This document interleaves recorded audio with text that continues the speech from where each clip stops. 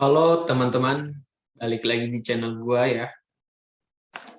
Oke, di kesempatan kali ini gua mau coba sharing cara mengelola dana darurat yang gua taruh di Bibit. Nah, bagi teman-teman yang belum tahu perhitungan dana darurat, sekalian gue juga akan coba menghitungkan atau mensimulasikan ya dana darurat, dan kita akan lihat portofolio dana darurat gue yang ada di Bibit.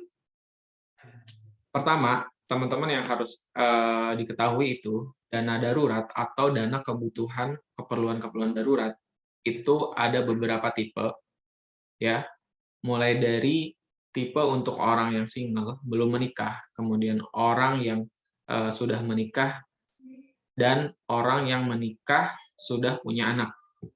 Nah, biasanya banyak literatur yang bisa teman-teman searching, kemudian teman-teman baca dari beberapa pengaturan itu yang gue tahu dan yang gue pahami.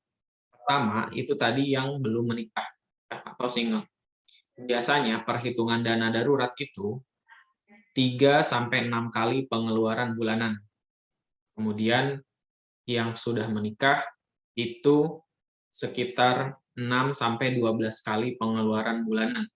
Dan yang sudah menikah punya keluarga itu mulai dari 12 kali pengeluaran bulanan.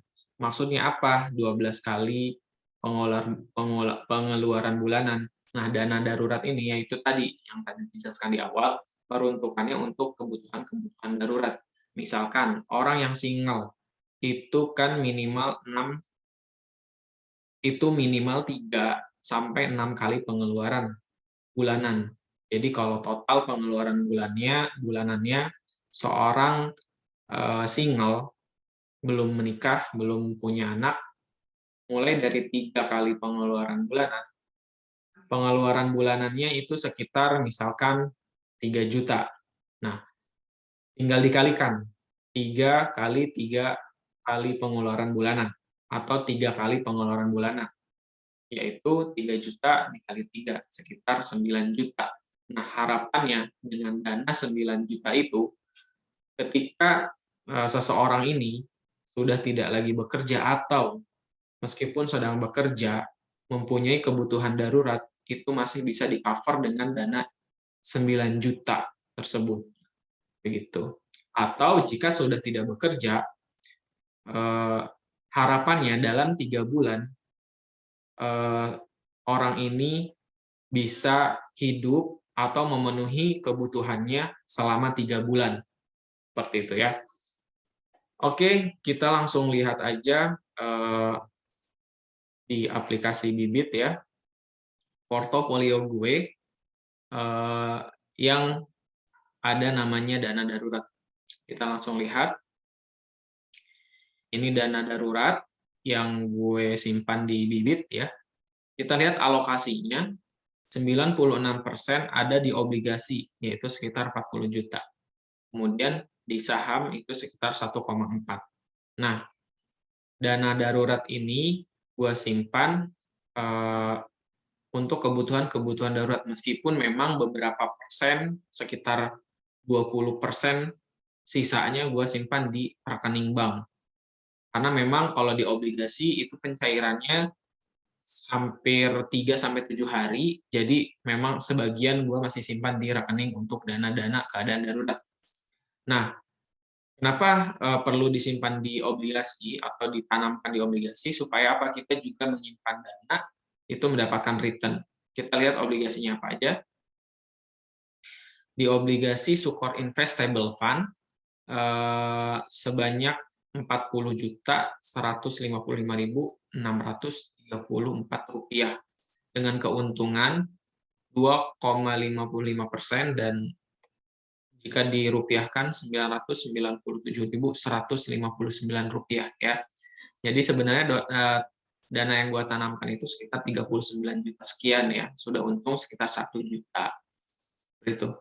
Kemudian ada lagi sebagian kecil itu di BNI AM dana pendapatan tetap. Nah, ini masih minus ya, tapi memang ini belum gua lanjutkan, yang belum gua top up ya. Jadi pas beli memang di harga yang mahal seperti itu. Tapi sejauh ini dengan kinerja Sukor Invest gua sangat puas ya. Jadi return-nya lumayan lebih dari cukup. Kalau misalkan ditaruh di bank ini akan dana darurat gua akan tergerus oleh biaya admin. Tapi di sini sekitar sudah berjalan 4 bulan ini malah mendapatkan return sekitar hampir 1 juta rupiah.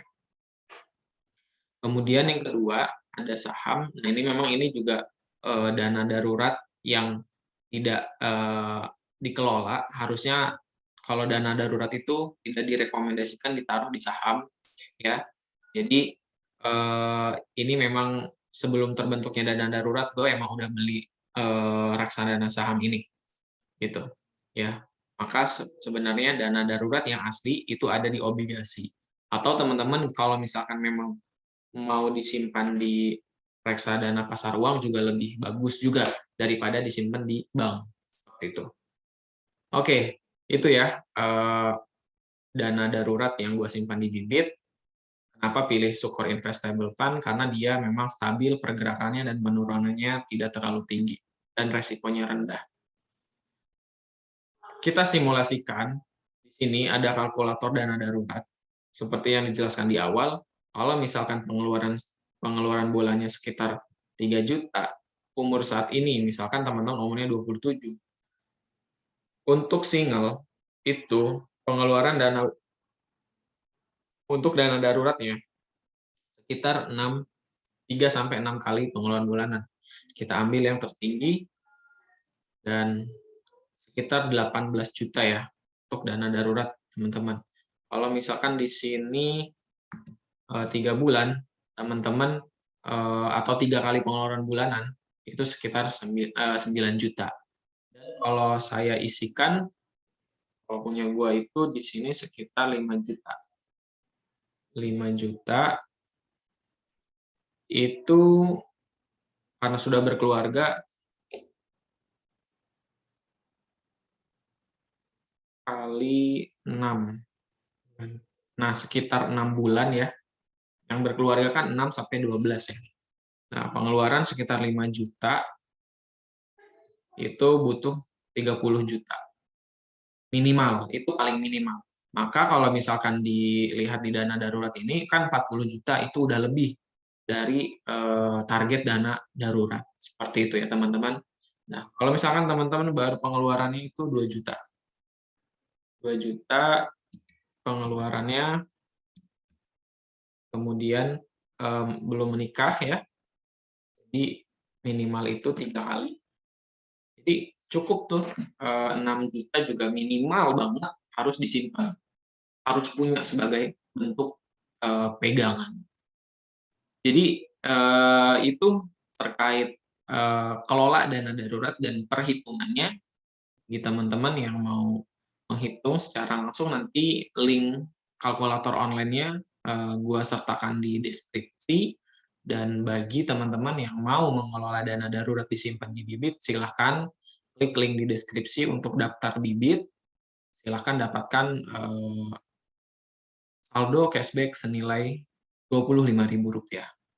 Oke teman-teman, semoga bermanfaat video kali ini. Mudah-mudahan teman-teman bisa pintar mengelola keuangan dan bisa mempunyai aset yang bisa bekerja. Terima kasih, sampai jumpa.